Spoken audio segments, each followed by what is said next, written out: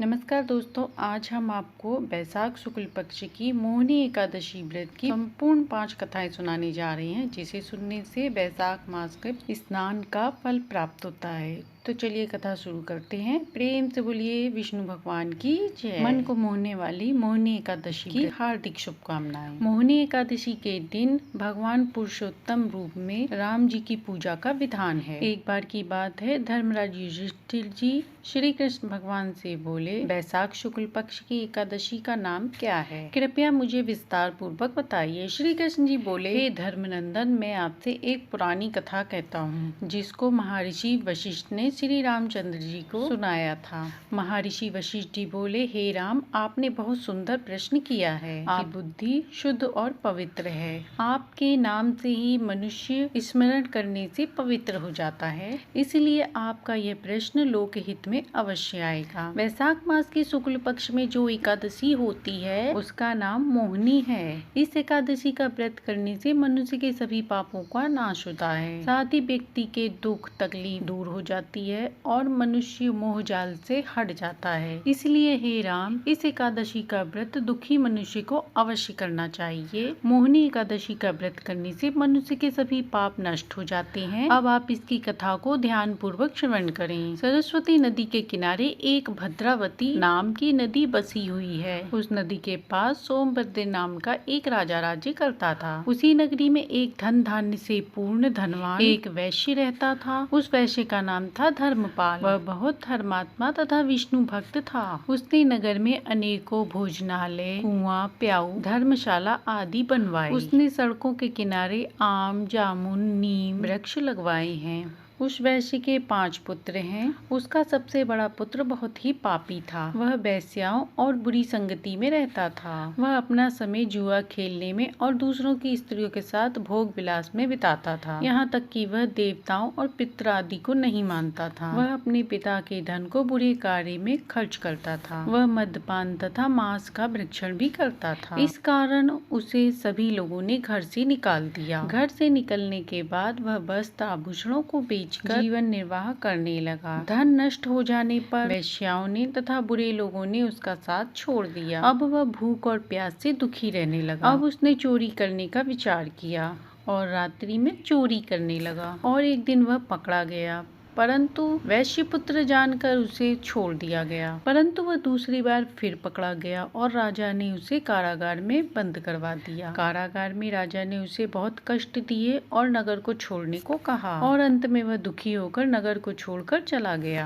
और जंगल के पशु पक्षियों को मारकर खाने लगा। एक दिन वह पापी भूख और प्यास से शिकार की तलाश में जंगल में निकल गया और कौटिल्य ऋषि के आश्रम में आ पहुंचा। उस समय बैसाख का महीना चल रहा था। कौटिल्य ऋषि गंगा स्नान करके आए थे। उनके गीले वस्त्रों की पानी की छींटें मात्र से ही उस पापी के ऊपर पड़ गई थी, जिससे उसे सद्बुद्धि प्राप्त हुई। वह पापी मुनि के पास जाकर हाथ जोड़कर कहने लगा, हे मुनि, मैंने अपने जीवन में बहुत पाप किए हैं। आप उन पापों से छुटकारा पाने का कोई उपाय बताएं, जिसे मैं बिना धन के कर सकूं। बहेलिया की बात सुनकर ऋषि बोले, मैं तुम्हें एक उपाय बताता हूँ, जिसे तुम ध्यान पूर्वक सुनो। तुम बैसाख मास की शुक्ल पक्ष की एकादशी का व्रत करो।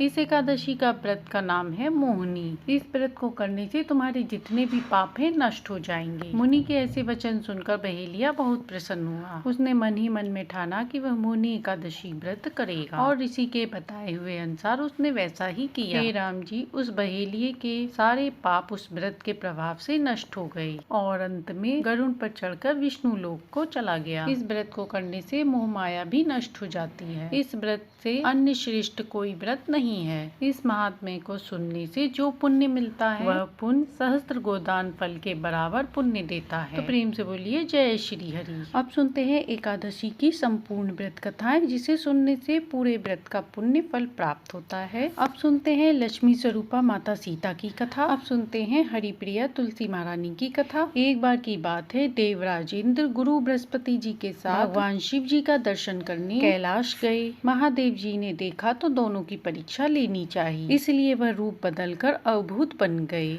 उनके शरीर पर कोई वस्त्र नहीं था, उनका शरीर जलती हुई अग्नि के समान धधक रहा था और वह भयंकर दिख रहे थे। और अब वह दोनों के रास्ते में खड़े हो गए। इंद्र ने एक विचित्र पुरुष को रास्ते में खड़े हुए देखा तो वह चौंक गए। इंद्र को अपने देवराज होने का घमंड था। उन्होंने उन्हें देखा तो पूछा, तुम कौन हो? भगवान शिव अभी कैलाश पर विराज रहे हैं या कहीं भ्रमण पर हैं? मैं उनके दर्शन के लिए आया हूँ। इस प्रकार इंद्र ने कई प्रश्न किए, लेकिन वह पुरुष योगियों के समान मौन रहे। तब इंद्र को लगा कि एक साधारण प्राणी उनका अपमान कर रहा है। अब उनके मन में देवराज होने का अहंकार उपजा। इंद्र ने क्रोध में कहा, मेरे बराबर अनुरोध करने पर भी तुमने कोई जवाब नहीं दिया, जिस कारण तुमने मेरा अपमान किया है। मैं तुझे अभी दंड देता हूँ। ऐसा कहकर इंद्र ने वज्र उठा लिया। तब भगवान शिव ने उसी समय उसको निशस्त्र कर दिया। इसके बाद भगवान क्रोध से लाल हो गए। बृहस्पति उनकी चेहरे पर आई लालिमा को देखकर समझ गए कि ऐसा प्रचंड स्वरूप महादेव के अलावा कोई और नहीं कर सकता। तब बृहस्पति शिव स्तुति गाने लगे और उन्होंने इंद्र को भी महादेव के चरणों में लेटा दिया। और बृहस्पति जी बोले, प्रभु इंद्र आपके चरणों में पड़े हैं। आपके ललाट की अग्नि इन्हें जलाने के लिए बढ़ रही है। हम शरणागतों की रक्षा करें। तब बृहस्पति देव ने विनती की, प्रभु सब पर आपकी कृपा बरसती है। आप भक्त वत्सल और सर्वज्ञ हैं। आप इस तेज को कहीं और स्थान दे दीजिए ताकि इंद्र के प्राणों की रक्षा हो। तब भगवान रुद्र ने कहा, बृहस्पति मैं तुम पर बहुत प्रसन्न हूँ। इंद्र को जीवन दान दिलवाने के कारण तुम्हारा इनाम एक जीवु भी होगा और मेरे तीसरे नेत्र से प्रकट इस ताप देवता भी सहन नहीं कर सकते, इसलिए मैं इसे बहुत दूर छोड़ूंगा। महादेव ने उस तेज को हाथ में धारण करके समुद्र में फेंक दिया। वहाँ फेंके जाते ही भगवान शिव का वह दिव्य स्वरूप एक बालक के रूप में प्रकट हो गया। सिंधु से होने के कारण उसका नाम जलंधर पड़ गया। आगे चलकर इसका नाम चंद्रचूर्ण भी पड़ा। शिव जी के तेज से उत्पन्न होने के कारण यह परम शक्तिपूर्ण था और वह देवों से भी ज्यादा शक्तिवान था। वह उस तेज से पैदा हुआ था जो इंद्र को समाप्त करने वाला था, इसलिए असुरों ने उसे अपना राजा बनाया। इस लीला को करने के बाद महादेव जी अंतर ध्यान हो गए। तुलसी जी से जुड़ी हुई यह कथा बहुत प्रचलित है। देवी भगवत पुराण में इनकी दिव्य कथा का वर्णन। जलांधर दैत्य राजा बना और इसकी राजधानी जलंधर थी। दैत्य राज कालनेमी की कन्या वृंदा से जलंधर का विवाह हुआ। जलंधर एक महान राक्षस था। अपनी सत्ता से चूर होकर उसने माता लक्ष्मी को पाने की कामना से यज्ञ किया, परंतु समुद्र से ही उत्पन्न होने के कारण माता लक्ष्मी ने उसे अपने भाई के रूप में स्वीकार किया। वहाँ से पराजित होने के बाद वह देवी पार्वती को पाने के लिए कैलाश पर पहुँच गया और शिव जी का रूप धरकर माता पार्वती जी के समीप गया, परंतु माता ने अपने योग बल से उसे पहचान लिया तथा वहाँ से अंतर ध्यान हो गई। इसके बाद देवी पार्वती ने क्रोध से भरकर भगवान विष्णु को सारा वृतांत सुनाया। जलांधर की पत्नी एक पतिव्रता नारी थी, जिस कारण जलांधर का तेज बढ़ रहा। जलांधर को युद्ध में परास्त करने के लिए वृंदा का पतिव्रत भंग करना बहुत जरूरी था। इस कारण भगवान विष्णु ऋषि का भेष बनाकर वन में पहुंच गए, जहां वृंदा अकेले भ्रमण कर रही थी। भगवान के साथ दो मायावी राक्षस भी थे, जिन्हें देखकर वृंदा भयभीत हो गई। ऋषि ने वृंदा के सामने दोनों को भस्म कर दिया। उनकी शक्ति को देखकर वृंदा ने कैलाश पर्वत पर महादेव के साथ युद्ध कर रहे अपने पति के बारे में पूछा। ऋषि ने अपनी माया जाल से दो बानर प्रकट किए। एक बानर के हाथ में जलांधर का सिर था तथा दूसरे के हाथ में धड़। अपने पति की ऐसी दशा देखकर वृंदा मूर्छित होकर गिर पड़ी। होश में आने पर वृंदा ने ऋषि रूपी भगवान विष्णु से विनती की कि वह उसके पति को जीवित कर दे। भगवान ने अपनी माया से जलांधर का सिर फिर से जोड़ दिया और वह उसी शरीर में प्रवेश कर गए। वृंदा को इस छल का जरा सा भी आभास न हुआ। जलांधर बने भगवान के साथ वृंदा पतिव्रता का व्यवहार करने लगी, जिससे उसका अस्तित्व भंग हो गया। इस प्रकार उसका पति युद्ध में हार गया। जब यह सब बात वृंदा को पता चली तो उसने क्रोध से भगवान विष्णु को शिला होने का श्राप दे दिया और खुद स्वयं सती हो गई। जहाँ वृंदा भस्म हुई वहाँ तुलसी का पौधा उगा। तब भगवान विष्णु ने कहा, हे वृंदा, तुम अपने अस्तित्व के कारण मुझे लक्ष्मी से भी अति प्रिय होगी और अब तुम तुलसी के रूप में सदा मेरे साथ रहोगी। जो मनुष्य मनुष्य मेरे शालिग्राम रूप के साथ तुलसी का विवाह करेगा उसे इस लोक में तथा परलोक में यश प्राप्त होगा। जिस घर में तुलसी जी होती हैं उस घर में यम के दूत भी असमय नहीं जा सकते। गंगा जल में व नर्मदा जल में स्नान करने से जितना पुण्य मिलता है उतना ही तुलसी में जल डालने से होता है। चाहे मनुष्य कितना भी पापी हो, परंतु मरते समय के मुख में मंजरी युक्त तुलसी डालने पर उसके प्राण जब निकलते हैं तब वह पापों से मुक्त होकर वैकुंठ को जाता है। जो मनुष्य तुलसी व आंवले के वृक्ष की छाया में अपने पितरों का श्राद्ध करता है उसके पितर मोक्ष को प्राप्त होते हैं। अब सुनते हैं ग्यारस माता की कथा। किसी नगर में संध्या नाम की एक स्त्री रहती थी। वह अत्यंत गरीब थी। कुछ समय पहले ही उसके पति का स्वर्गवास हो गया था। वह अकेले ही अपनी बेटी माधुरी का पालन करती थी। संध्या गाँव के लोगों के घरों में झाड़ू पोछे का काम करती थी। वह ग्यारस माता की भक्त थी। दरिद्र होने के कारण उसे मंदिर में प्रवेश करना मना था। ग्यारस माता में भक्ति होने के कारण वह मंदिर के आगे भी साफ सफाई करती थी। एक दिन एकादशी का व्रत आने वाला था। तब उसकी लड़की ने कहा, माँ इस बार एकादशी का व्रत मैं भी करूँगी। संध्या ने कहा, बेटी एकादशी का व्रत बहुत कठिन होता है, क्या तुम ठीक से कर पाओगी?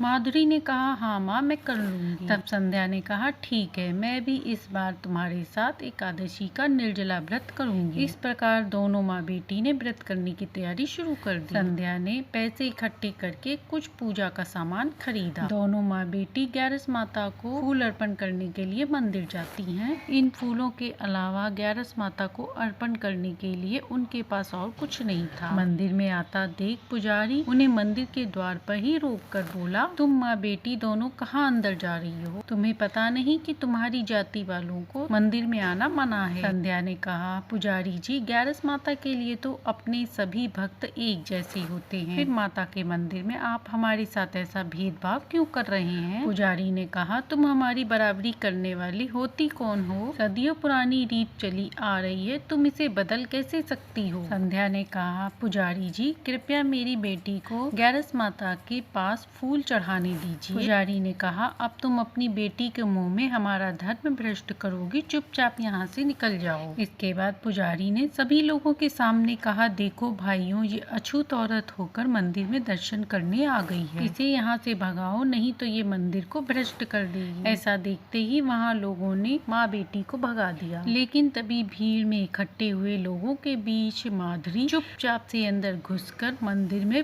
माता के आगे फूल चढ़ा देती है। ग्यारस माता का दर्शन न होने के कारण दोनों बाद में घर लौट आती हैं। अगले दिन सुबह मंदिर का पुजारी जब द्वार खोलता है तो देखता है कल के चढ़ाए हुए सारे फूल मुरझा गए हैं, मगर फूल अभी ताजे हैं। पुजारी सोचता है कि मंदिर तो मैंने अभी खोला है और ये कल के चढ़ाए हुए फूल अभी भी ताजे बाकी हैं। थोड़ी देर में ही यह बात पूरे गांव में फैल जाती है। सभी अपने आप को माता का भक्त साबित करना शुरू कर देते हैं। सभी एक दूसरे को बता रहे थे कि फूल उनके द्वारा चढ़ाए हुए हैं। इन्हीं सब के बीच दोनों माँ बेटी विष्णु भगवान और ग्यारस माता की भक्ति में मग्न। संध्या ने बहुत ही मेहनत से पारण सामग्री इकट्ठा किया। संध्या अपनी बेटी माधुरी से कहती है, बेटी आ जाओ, व्रत के पारण का समय हो गया है। ग्यारस माता की पूजा करने के बाद दोनों माँ बेटी खाना खाने बैठी ही थी कि बाहर से एक बूढ़ी औरत की आवाज आई कि कोई इस बुढ़िया को भी कुछ खाने को दे, मैंने 2 दिन से कुछ नहीं खाया है। माधुरी और उसकी माँ ने देखा कि घर के बाहर एक बूढ़ी औरत खड़ी है। उस बूढ़ी औरत को देखकर दोनों माँ बेटी के मन में दया उमड़ आती है। वह अपना खाना उस बूढ़ी औरत को खाने के लिए दे देती हैं। बूढ़ी माँ खाना खा के तृप्त हो जाती हैं। वह चलते समय उन्हें एक छोटी सी पोटली देती हैं और कहती हैं कि इसे अपने पूजा स्थान पर रख देना। इसके बाद मंदिर में ग्यारस माता के दर्शन कर लेना। ऐसा करने से तुम्हारे सारे दुख दूर हो जाएंगे। दोनों माँ बेटी थोड़े से फूल लेकर डरते डरते मंदिर पहुँचती हैं। उन्हें देखकर पंडित फिर से बोला कि अछूत कहेंगी, आज फिर तुम लोग आ गई। अछूत होते ही ऐसे हैं जो एक बार में बात समझते ही नहीं। संध्या ने कहा, पुजारी जी माता ने हमें मंदिर में पूजा करने के लिए भेजा है। संध्या ने कहा, पंडित जी माता के दरबार में सब बराबर होते हैं,